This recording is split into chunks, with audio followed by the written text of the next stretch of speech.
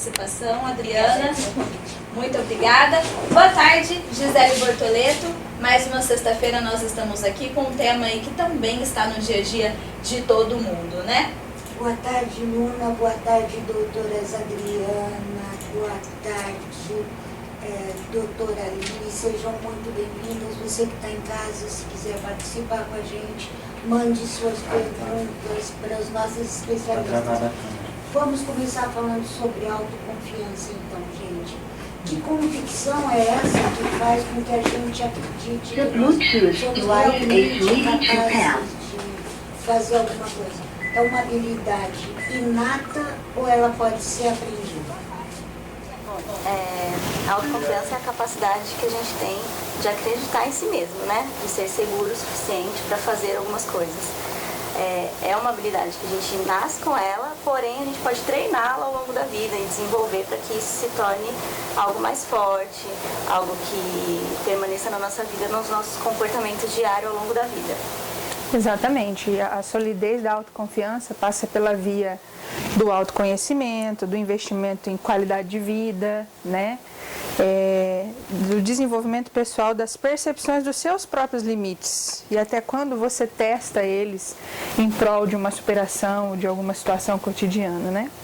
Então, a autoconfiança tem essa relação aí. Se nós nascemos com essa habilidade, por que alguns têm uma autoconfiança muito maior, enquanto a de outros está lá no chão, não confia em si de forma alguma, gente? Onde é que tem essa perda de força no meio do caminho? Eu acho que através das nossas experiências a gente vai criando memórias que são reforçadas, que reforçam a autoconfiança ou que não reforçam a autoconfiança, né? Então, por exemplo, quando uma criança consegue sozinha montar um bloco pela primeira vez, ela fica super feliz e fica confiante de que ela pode fazer aquilo mais vezes.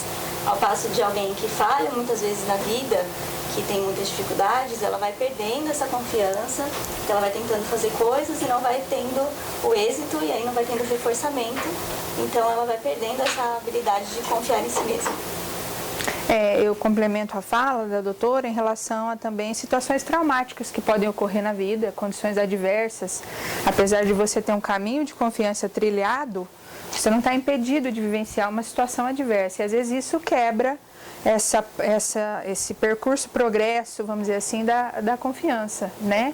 E se nascemos com essa condição, então desde pequeno isso vai sendo modulado com os fatores de reforço, como foi colocado. Mas muitas vezes esses fatores não são suficientes para lidar com os nossos mecanismos frustrativos, né? E aí sofrem algumas alterações aí nos requisitos da nossa habilidade de se sentir autoconfiante.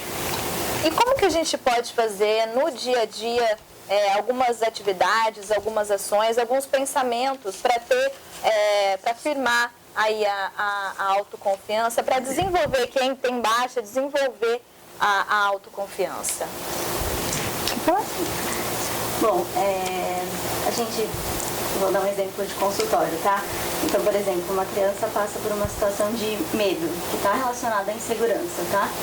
E aí ela se acha incapaz de solucionar esse problema, de enfrentar esse medo. A gente consegue fazer com que a criança repense isso. Então eu uso, por exemplo, uma estratégia, eu peço para ela pegar uma régua e pensar qual que é o tamanho do problema, para ela dimensionar o tamanho real daquele medo que ela está sentindo. Que provas que ela tem de realidade, que ela precisa ter medo mesmo daquilo, que ela está em perigo. Ou que aquilo por exemplo, crianças têm medo de personagens de fantasia, de terror. Qual que prova que ela tem, que ela precisa sentir medo daquilo.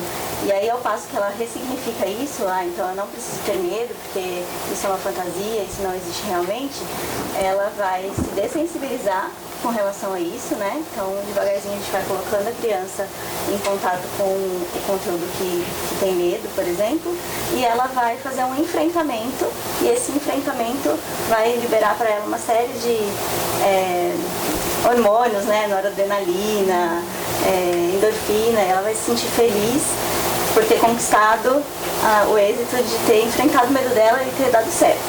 E aí isso vai gerar nela uma autoconfiança, para ela fazer de novo uma próxima experiência, para ela ser capaz de enfrentar uma próxima experiência. Eu acho que posso complementar com 2 pilares importantes, né? A promoção pessoal de autoconhecer-se, de entender que ter habilidade diferente do outro não é ser menos que o outro e não é ser medroso em relação ao outro. Esse parâmetro é importante. E uma coisa que a gente trata muito distante da questão da autoconfiança é a qualidade de vida, né? Quando você abre mão de ter qualidade de vida, você tem dificuldade de gerenciar a sua autonomia para algumas coisas. Então pense numa pessoa no ambiente laborativo que trabalha, não tem um momento de pausa ou de qualificação da vida, de viver situações prazerosas que reforçam esse sentimento de capacidade e de contingência. Ela vai desenvolvendo processos ansiosos até que o medo se torne uma ferramenta fóbica, uma ferramenta transtornável, né? Então eu acredito que o investimento nesses 2 aspectos, nessa promoção do autoconhecer-se, de entender bem das suas habilidades para explorá-las em prol de uma autoconfiança, e o investimento na questão da qualidade de vida, tanto no universo da criança também, né? Quem promove essas adequações para que essa criança se sinta capaz e habilitada, né? Já que nós estamos falando de medo, o medo ele é um estado de alerta extremamente importante, inclusive para a preservação da espécie humana, como nós estávamos falando antes de começar o programa. Sem ele, nós não teríamos a real noção dos riscos que nós estamos expostos no dia a dia. Como é que a gente faz para diferenciar o medo do que é real e do que não é real, gente? Quando é que o medo deixa de ser uma coisa saudável e passa a ser patológico? Bom, o medo, na realidade, ele desencadeia na gente um mecanismo de luta e fuga, para a gente se preparar para lutar ou para correr se precisar frente a um perigo. Mas o cérebro não distingue situações de medo real de uma preocupação, por exemplo, de um medo que não faz sentido. Então, a gente precisa controlar os sintomas que esse mecanismo de luta e fuga desencadeia na gente. Então, por exemplo, quando eu sinto um medo extremo, eu vou ter uma reação de que a minha respiração vai ficar curta e rápida, meu coração vai ficar acelerado. Muitas pessoas até confundem isso com ataques cardíacos, né? Porque realmente causa uma dor no peito. E aí, esses mecanismos, eles são controlados pela pessoa que está com medo, e aí isso vai avisar o cérebro que está tudo bem. Então, por exemplo, a pessoa que está com a respiração curta e rápida, ela faz uma técnica de respiração profunda, e aí o cérebro entende, opa, então está tudo bem, eu não estou em risco. Pode ter uma contração muscular, por exemplo, em função de estar nervoso, né? Principalmente na região dos ombros. Então, a gente faz um relaxamento muscular. Então, a gente vai revertendo o processo do mecanismo de luta e fuga para que a pessoa consiga se sentir tranquila. E aí, a gente trabalha também as questões cognitivas, né? Que é buscar as provas que a gente precisa realmente ter medo daquilo ou não. Então, a gente precisa ver quais dados de realidade a gente tem, se a gente precisa mesmo ter medo ou não. Então, por exemplo, a gente conversou, eu preciso ter medo para atravessar a rua, porque isso vai me possibilitar olhar para os dois lados e não vou me pôr em risco. Em compensação, eu não preciso ter medo, por exemplo, uma criança de estar dentro da minha casa e ir até o banheiro sozinho, porque esse é um ambiente controlado e seguro. Então, a gente vai fazendo com que as pessoas vão criando essa dimensão do que realmente é medo e do que não é medo real. Doutora Aline, quando é que ele gera a situação de luta e fuga? Ok, mas às vezes ele paralisa, ele gera a situação de paralisação também, não é? Deixa eu voltar um pouquinho aí na questão do senso comum, né? Nós estamos muito habituados, nós trabalhamos com essa questão toda do cérebro, da interação, do sistema imunológico, enfim. Mas no senso comum, as pessoas podem diferenciar o medo da seguinte forma. Quando ele é, para mim, algo que me proporciona prudência e cautela em relação a alguma coisa, ele está dentro de um padrão de normalidade, né? Eu vou ponderar algumas coisas. Por exemplo, mãe, né? Eu sou mãe, vou ser mãe pela 4ª vez. Então, eu raramente saio com os meus filhos à noite em um carro e fico num semáforo após as 10 horas. Isso é um medo de prudência. Agora, conforme você vai tendo esses medos acentuados por agentes estressores, por isso que eu falei da qualidade de vida e da rotina, né? Ou por uma educação muito punitiva, ou um ambiente hostil, esse medo sai da esfera de ser um medo de estado de alerta e começa a gerar um sofrimento de alerta constante onde é desencadeado na gente um mecanismo neurótico chamado de ansiedade no senso comum, né? Nós sofremos antecipadamente pelos fatos, criamos fantasias do medo e ficamos tentando nos programar para esse enfrentamento. Isso também vai se tornando agudo, conforme nós não tratamos e não enxergamos isso como medo e chamamos isso de ansiedade. Então o medo sai de uma esfera ansiosa, né, de uma esfera cautelosa para uma esfera ansiosa, e da esfera ansiosa ele pode ser direcionado a objetos específicos. E aí a gente desenvolve as fobias. E um acréscimo além das fobias, que já é um medo mais paralisante, são os transtornos do pânico, né? A síndrome do pânico, que aí já é um terror relacionado ao medo. Aí a capacidade de perceber e de pensar sobre as coisas ficam tão comprometidas por essas situações de estressoras que há uma dificuldade em perceber o medo no sentido da sua realidade. Então se fantasia coisas. Por exemplo, eu já recebi no consultório uma pessoa com medo agudo, com quadro de pânico, que tinha medo de alagamentos aqui em Rio Preto, como se a cidade fosse ser sucumbida, como se um tsunami viesse para cá. Isso é altamente improvável aqui, não somos uma cidade litorânea, mas para aquela pessoa a configuração de medo que já era tamanha, né, não tratada desde o medo que deu alerta, se tornava uma coisa extremamente real. Então, a diferenciação do medo saudável é o medo de alerta, né, o estado de prudência. Quando isso começa a se tornar, quando esse alerta fica excessivamente constante e você não desliga, já é um indicador de que precisa de ajuda e auxílio aí. E aí também, assim, a percepção de quando traz um prejuízo significativo, né? Então, por exemplo, se te impede de fazer coisas que são importantes, por exemplo, uma criança que tem tanto medo que não consegue ir para a escola. Eu atendi um caso de uma pessoa que tinha uma fobia específica de avião e ele precisava andar de avião para conseguir um cargo maior, gerencial, na empresa que ele estava, e aí isso impedia que ele crescesse profissionalmente porque ele tinha uma fobia de avião. Então, deixa de ser um medo e passa de ser um impeditivo, né, para a vida, trazendo um prejuízo significativo, um sofrimento significativo.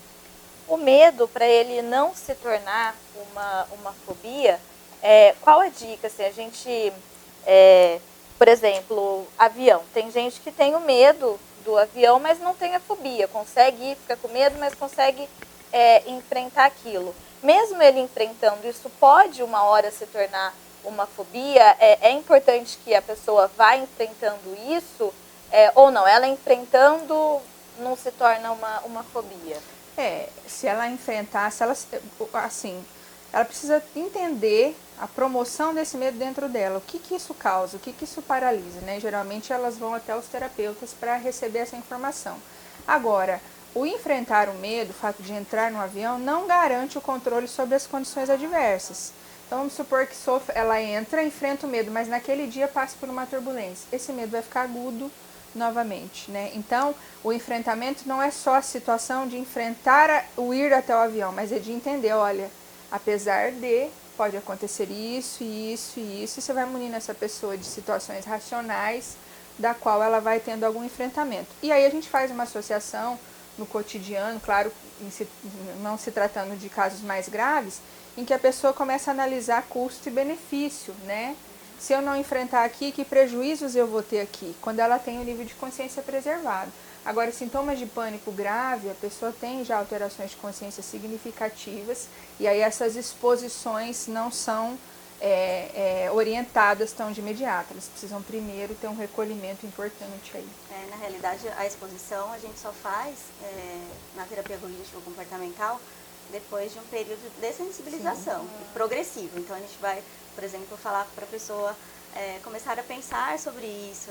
Depois a gente pode pedir para a pessoa ir até o aeroporto, por exemplo. Mas se for necessário, a gente coloca, acompanha uma exatamente. ida.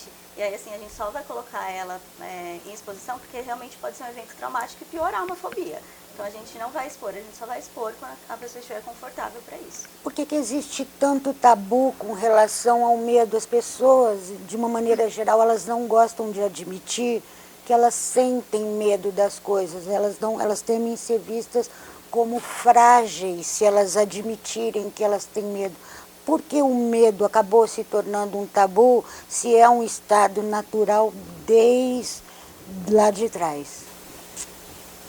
Eu penso que isso venha de uma sociedade que incrimina o medo, né?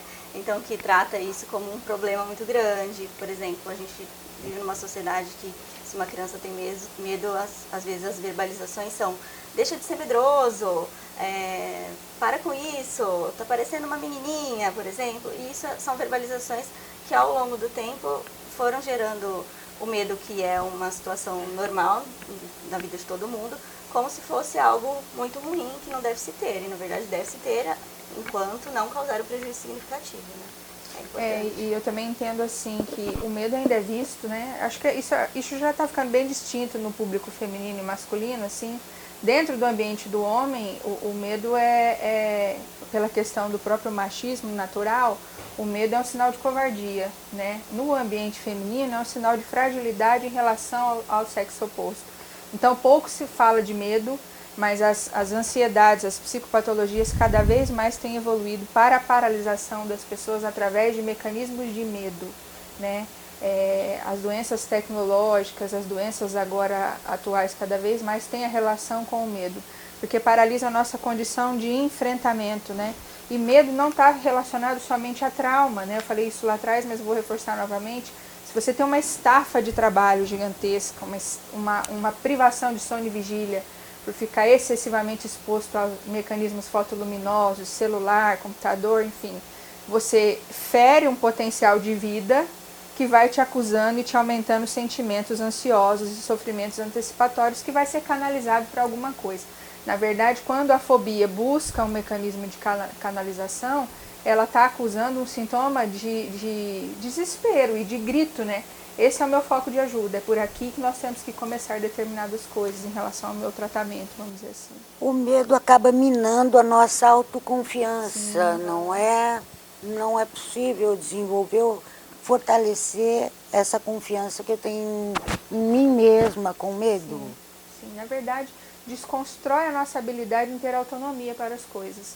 Você se torna dependente de situações ou de pessoas ou de redes de apoio para voltar a ser reinserido nesse processo de confiar, de se reestruturar. Vamos pensar até numa de medicação, né?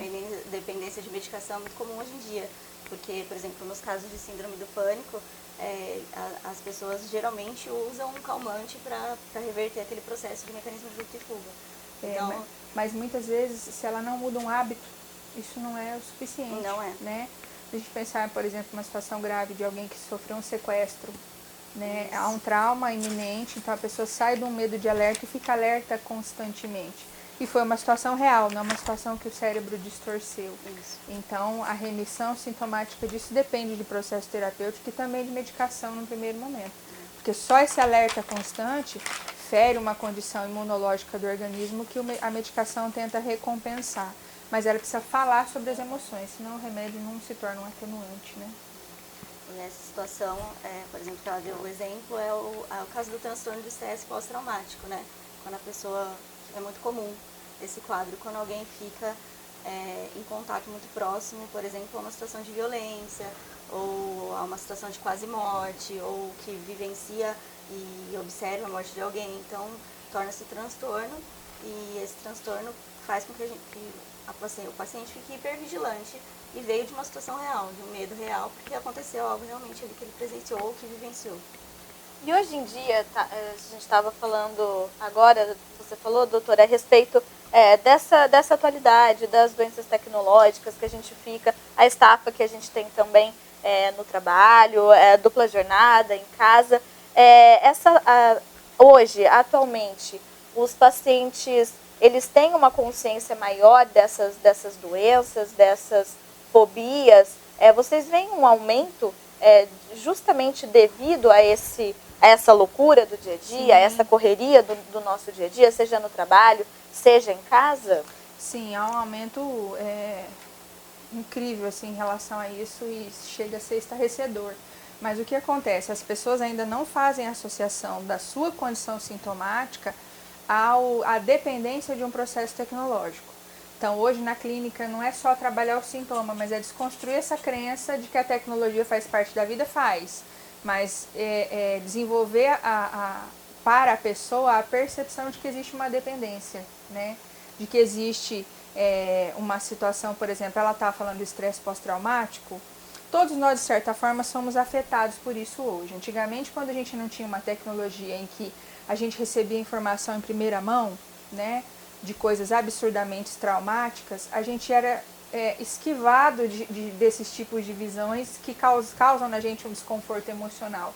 Hoje não, hoje isso chega de uma forma tão banalizada que a gente também desenvolve estresse e angústias em função só de presenciar. Então não é só a utilização da tecnologia como ferramenta de trabalho, mas é estar no mundo tecnológico e subliminarmente receber informações assim, né, com esse requisito. Mas aumentou muito a demanda clínica e principalmente de sintomas fóbicos na infância, na faixa etária dos 12, aí, da pré-adolescência até os 15, 16 anos, porque é a fase que as crianças estão cada vez mais expostas aos recursos tecnológicos. E aí elas são nomeadas muitas vezes hiperativas, mas na verdade elas não conseguem diminuir o estado de alerta. Então elas desenvolvem medos que vão paralisando elas de alguma forma. Então, mas de uma maneira geral, nós não estamos muito acelerados a ponto de não perceber que nós precisamos colocar o pé no freio, dar nome para as emoções. Desacelerar não é uma necessidade para todos no momento? Principalmente para o resgate da autoconfiança. Né? E como desacelerar é a pergunta de $1 milhão. Pergunta-chave para todo mundo. Sim. Aí cabe uma análise, se você é adulto, em pensar no que na sua rotina, no seu dia, você pode diminuir, né? Não há necessidade, por exemplo, de ficar em stand-by para muitas pessoas o tempo todo no celular. Você pode programar horários e passar a impor respeito para o outro. Né? Então, eu mesmo como psicóloga tenho determinadas horas que eu não vejo. E aí, quando você não vê, você estabelece limite para o outro e isso tem total habilitação do seu processo de autoconfiança. Não é porque eu não vejo que eu perco o acesso. Não, eu estou estabelecendo um limite para oferecer mais qualidade depois, na hora que eu tiver contato com essa pessoa. Né? E não existe uma mágica. É uma pergunta que todo mundo faz, mas não existe uma mágica. Cada um tem que ter a consciência de respeitar-se em muitos momentos. Agora, no nicho infantil, essa criança que é aturbulada de funções e de coisas e é privada do brincar, do testar a autonomia, às vezes no encaixe de um brinquedo, e fica só ali excessivamente exposta a um veículo que não é dimensionado a nada, isso que precisa ser tirado, né? A gente tem que, e o legal da infância é que quando você quer que a criança brinque, você tem que estar junto. Então isso também qualifica você, de certa forma. E né? outra coisa assim, por exemplo, os telejornais são toda hora, ao longo do dia, mostram catástrofes que nem acontecem no Brasil, por exemplo, mostram situações de violência o tempo todo, e isso pode ser um evento desencadeador de ansiedade. Então, para a qualidade de vida, assim, para a criança, isso é absolutamente não recomendável, né, assistir esse tipo de informação. Mas mesmo para o adulto, você ter... Na internet também, claro, a gente recebe, né, essas situações, às vezes foto, notícias ruins. Então, você escolher não assistir isso pode ser uma boa opção para você não ter tanto efeito do estresse, do medo. Mas o principal aí em relação à tecnologia é tentar, a gente precisa tentar preservar o nosso estado de sono e vigília. Eu acho que quando você desliga, você desacelera e consegue ter uma reparação hormonal, bioquímica, mental, em um sono reparador que fere as questões de ansiedade, né? Quando você tem um bom estado de sono e vigília, no seu dia a dia você enfrenta os mecanismos ansiosos naturais da vida de uma maneira mais autônoma. Agora, quando você vai desconstruindo isso, você já fere uma série de repertórios. Aí o medo se apropria disso, né? Das vulnerabilidades do corpo. E uma coisa só que eu estava lendo, que a gente estava falando do sono, muita gente às vezes pergunta, você descansou? Eu dormi. Eu vi, né, até em artigos e também de profissionais, alguns profissionais citando, não basta dormir, né? Você tem que descansar, você tem que deixar aquele tempo. É isso mesmo? Antes de dormir a gente desligar um pouquinho e relaxar de verdade? Tem as horas estipuladas de sono, mas se você também não tiver uma qualidade do sono, pode dormir que também você não descansa. Tem que ser um sono reparatório, né? Não dá. Se você fica com o celular ali um tempo, né, ou uma TV ligada com as luzes apagadas, o cérebro recebe a informação que é dia. Então, ele não aumenta o nível de melatonina e você não entra num processo de relaxamento, né? Então, dormir... Hoje nós temos tutorial na internet de como dormir bem, né? Olha é um absurdo só. a gente ensinar o óbvio. Mas existe isso, Mas então nós precisamos Existe, refletir é sobre essas necessário. questões. né? Justamente. É necessário. Precisa para parar um pouco, né? As pessoas, a gente precisa ouvir um pouco o nosso organismo É. e também da nossa saúde mental também. Gente, nesse mundo atual, tá todo mundo procurando fórmulas para driblar seus medos, resgatar essa autoconfiança a todo custo. Mas existe um risco aí também, é uma linha muito tênue que separa a autoconfiança da arrogância, do auto-ego. Como saber qual é esse limite? Quer colocar? Bom, eu acho que são coisas diferentes, né? A arrogância é uma coisa que não traz bem para si mesmo, tá? Na verdade, não traz bem para ninguém. E a autoconfiança, sim, porque é ela que vai discriminar se você vai ser capaz de ir lá numa situação, por exemplo, de você conseguir ter um relacionamento amoroso. Os adolescentes precisam ter autoconfiança para ir lá e iniciar um namoro, por exemplo. Isso não é arrogância. A arrogância é você se achar superior ao outro, se achar melhor que o outro. Isso não tem nada de saudável, nem para você mesmo, nem para o outro. Mas Então, não tem muita confusão? As pessoas não acabam a confundindo? Tem Eu sim. posso, eu sou a melhor, eu consigo, eu sei tudo? Tem sim. Aliás, tem uma série de pessoas que se comportam de maneira arrogante e não autoconfiante, né? Então, o autoconfiante, como a palavra auto diz, é para você mesmo, não para o outro. Então, você não precisa se mostrar para o outro, você não precisa se expor para o outro para se sentir autoconfiante. O arrogante, sim, o arrogante precisa de plateia, né? Ele está ali, ele está mostrando que ele é diferente do outro e que ele é melhor que o outro. A autoconfiança, quando você tem percepções de confiança, você é generoso, você partilha isso, porque você não tem medo de perder a sua reserva, ela já é sua. Agora, o arrogante, o prepotente, ele não tem essa reserva. Só que a postura de arrogância faz ele se traduzir como alguém que não tem medo de nada, então ele assume riscos e consequências que às vezes prejudicam o coletivo e ele sempre sai pela tangente, né? Então é uma pessoa que acredita em enfrentar absolutamente todos os tipos de medo. Na verdade, ela se usa de um processo perverso para causar medo no outro. Então existe sim uma proximidade e a gente tem que ficar muito atento a isso, né? Porque essa autossuficiência nós não podemos ter, não. E o arrogante, como ele acha não ter medo de nada, ele não tem limites, né? Então ele acaba ferindo o outro. E em relação, a gente estava falando do medo, da fobia, que também traz aí transtornos de ansiedade, quais são as formas de tratamento contra isso?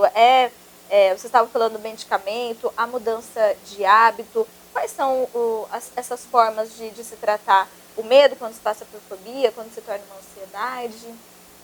Em linhas gerais, nós como terapeutas entendemos que todo sintoma ele tem uma intensidade, né? Você tratar um medo cotidiano é diferente de você tratar uma fobia específica. Então, para um medo cotidiano, às vezes um processo terapêutico somente sem auxílio medicamentoso é suficiente. Agora, quando esse medo já entra no processo fóbico, no processo paralisante, que já fere o meu funcionamento global, a minha capacidade de gerenciar o meu dia a dia, aí é necessário psicoterapia e também o auxílio medicamentoso. Agora, essas duas coisas, depois que tira a pessoa de uma fase de risco, a nossa função é promover a mudança de hábitos. Então não adianta você melhorar e manter os mesmos hábitos. Você vai ter um medo que vai voltar a ter uma certa recorrência.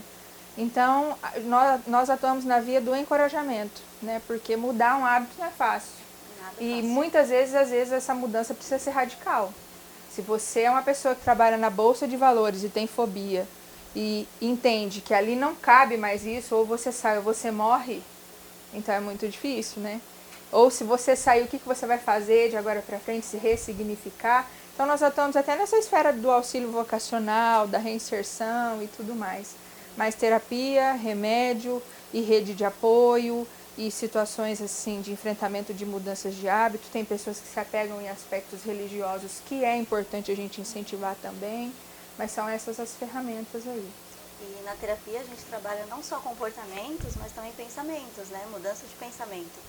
Porque a gente tem que trabalhar na área cognitiva para que a pessoa consiga fazer um comportamento que vá de acordo com a autoconfiança e contra o medo, contra as ansiedades, contra os traumas, contra as fobias.